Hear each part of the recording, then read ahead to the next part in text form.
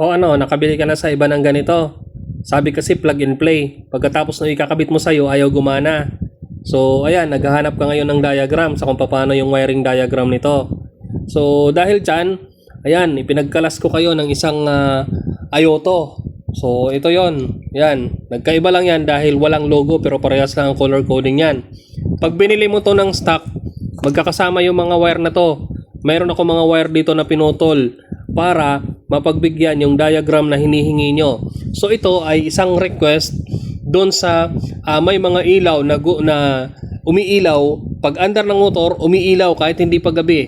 Pag under pa lang ng motor, umiilaw, automatic nakalow yung headlight. So wala siyang option para patayin yung headlight. So pag gamit nyo yung ganitong switch, magkakaroon na siya ng option para mamatay yung headlight nyo na yan. At saka magkakaroon pa kayo ng hazard. Okay? So, ayan. Ikaw kasi, doon ka bumili sa ibang basket. May basket naman ako, ba't di ka dyan bumili? So, ayan na nga. Ito yon. Parehas lang yung laman yan. Kinalas-kalas ko lang. Okay? So, kung makikita nyo, ayan, may mga tag or may mga color coding yan na nakalagay. Yan. Mapapansin nyo, itong nakalagay dito, MDL, wala siyang tagging na nakalagay. Kasi gagamitin natin dito yung existing nyo or yung switch nyo na domino na ginagamit nyo para sa inyong mini driving light para magkaroon tayo ng hazard. So ito nga pala yon, yung mga switches na yon. So ang stock nito magkasama itong dalawang wire na to, magkadugtong ito. Yan. Magkadugtong yan. Pinutol ko lang para maituro sa inyo kung paano yung diagram ito. Kita nyo rin itong brown. Mayroon din isang brown dito na magkadugtong sila. Ayan o. Magkadugtong to sa stock. Yung dalawang yan. Yan. Pinutol ko lang din para mapagana. So ganito rin yung setup na ginawa ko doon sa isang motor. Pero sa motor ko, ang ginawa ko para hindi ako mahirapan, hindi na ako magtanggal or magputol-putol ng mga wire. Dito ko pinagtatanggal ko tong mga hinang na to. At dito ko inirekta. Gumamit ako ng pangmalakasang soldering gun. Okay. So, ayan na nga.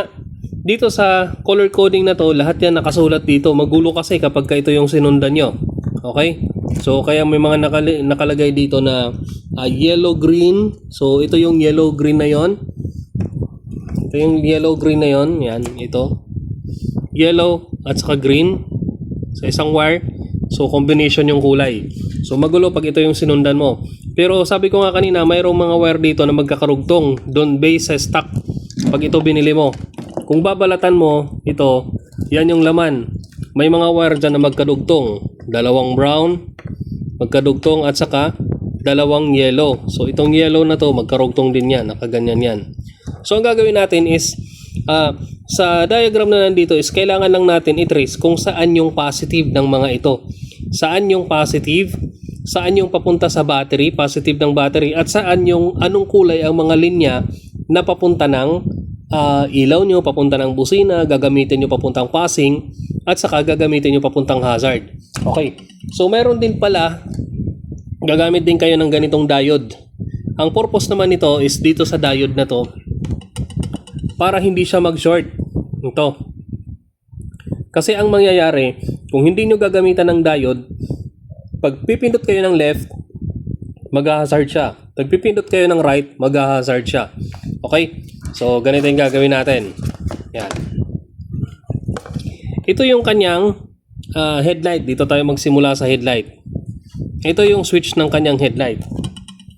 So, ito yon. Ito yung gagamitin mo sa switch ng headlight. Yan, ito.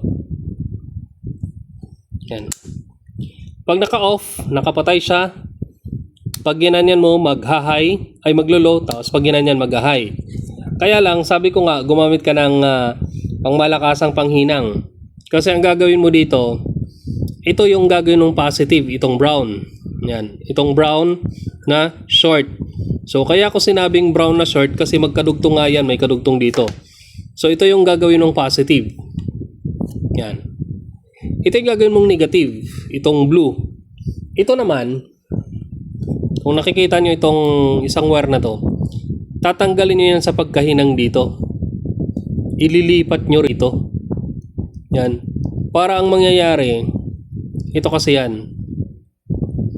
Pag itong dalawa ang magkadikit, pag itong dalawa, dito ano yung connector niya, automatic nakapatay.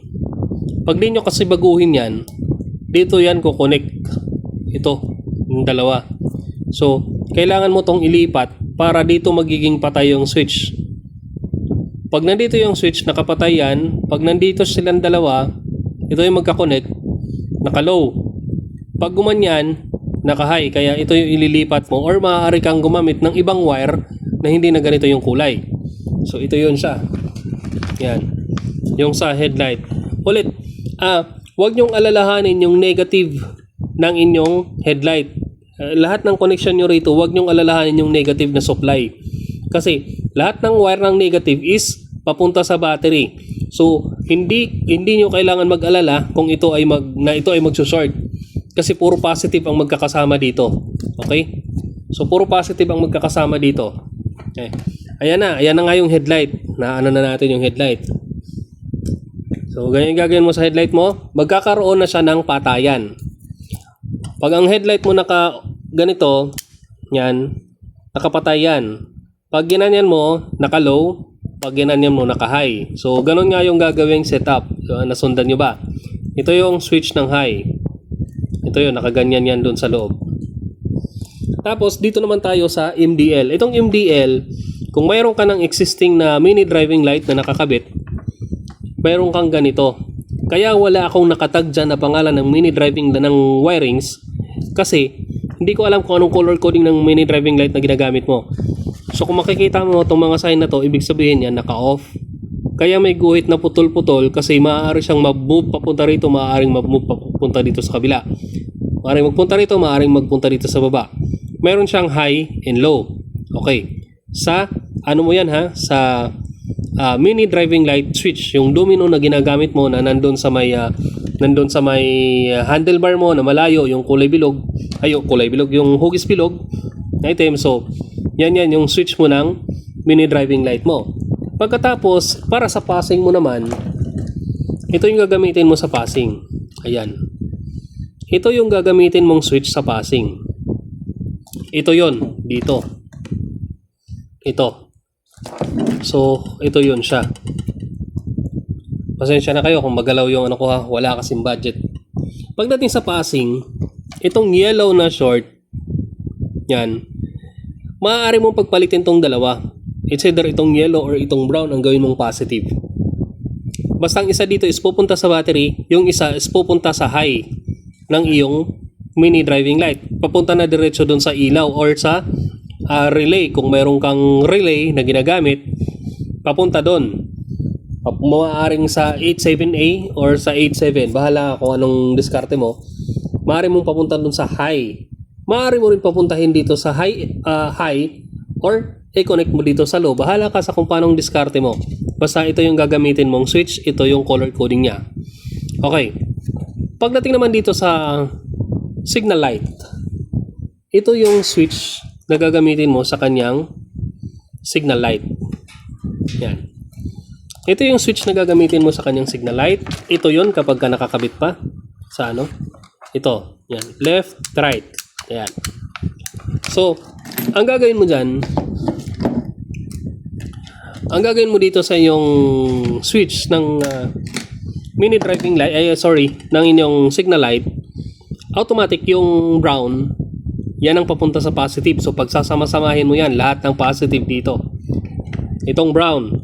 Tapos, itong violet, ito yung kanyang left. Signal light papunta sa left. Ito naman yung papunta sa right. Ito.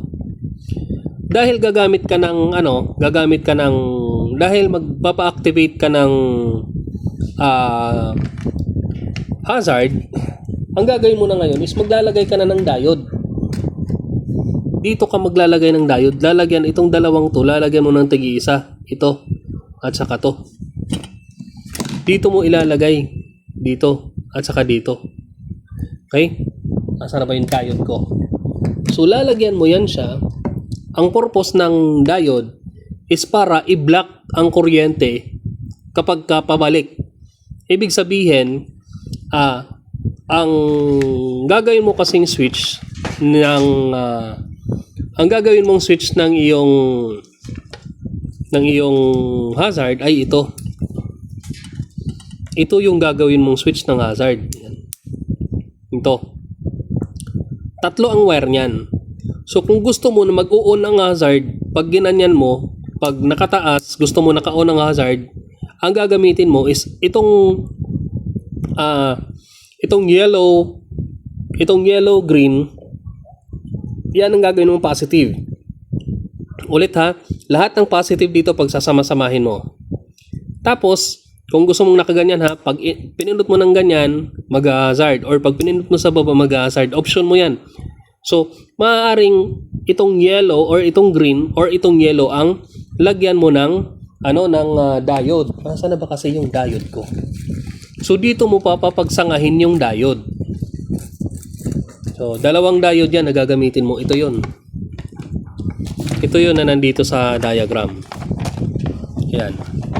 Ang purpose kasi niyan, yan, ito, para kung sakali, di ba, ito yung switch mo ng signal light, so, maaari mo siyang ipag ginanyan mo, pupunta sa left, pag ginanyan mo, pupunta sa right. Ito namang switch mo ng hazard, pag inon mo yan, pag dinikit mo, automatic mag-hazard na yan dahil mag-short na yung dalawang yan. So ang dalawang ito ay papunta ito sa relay. Sa relay ng signal light mo. Itong dalawa. Itong brown, white at saka yellow, green na maiksi. So papunta yan doon sa sa relay. So ito na yan siya. Kaya ka gagamit ng diode. Kasi kung wala kang diode, pag ginanyan mo, hindi na, parang mababypass na ang iyong switch na ito, itong switch ng left at saka right. Automatic na yan na mag-hazard. Hindi na magpa-function yung pagpindot mo ng left, pagpunta mo ng, parang automatic na siyang naka-on. Kaya gagamitan mo ng diode. Okay. So pagdating naman dito sa busina, maaari mo ring pagpalitin yung kulay itim at saka kulay pink na wire nito. Ito yung gagamitin mong wire ng busina. Ito yung gagamitin mo sa busina. Maaari mo pagpalitin dahil continuity lang to ng supply. So ulit, wag mong alalahanin yung negative niyan. Dahil lahat ng negative nito is papunta sa battery. Okay? Papunta sa battery. So, isang pinakamaganda or the best na setup nito para di ka mahirapan, dito nyo pagtatanggalin. Kahit hindi nyo sundan yung mga color coding na yan. Gumamit kayo ng soldering gun, andyan yan sa link, mabibili. So dito nyo pagtatanggalin, tapos i-connect nyo papunta dun sa existing na wire. Ang stock na wire ng inyong mga motor, mas manipis pa kaysa dito, kaya madali lang isingit-singit. So dito nyo na lang i-connect kagaya sa ginawa ko. Hininang ko lang dyan. Yan. So, ayan, ano pong iniintay nyo? Kung kayo ay nakabili na sa ibang link, assemble nyo na. Pero kung hindi pa, baka naman, andyan naman yung yellow basket. Pindutin mo na yan.